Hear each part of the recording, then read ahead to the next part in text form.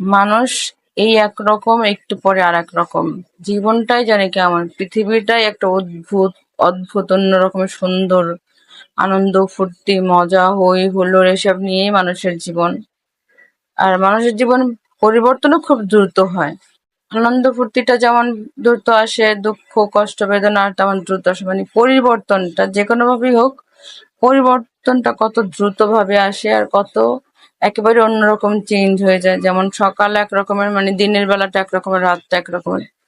Same এই জায়গাটাও একটু পর দেখবেন এখন কত মানুষ বিভিন্ন জায়গায় বিভিন্ন এলাকা থেকে মানুষ চলে আসছে এখানে একটু মজা করার জন্য, ফ্যামিলির সাথে একটু আনন্দ ফুর্তি করার জন্য। কারণ অন্যান্য সময় মানুষ আনন্দ ফুর্তি করতে পারে না, পড়াশোনা কাজ ব্যস্ততা নিয়ে সবাই থাকে।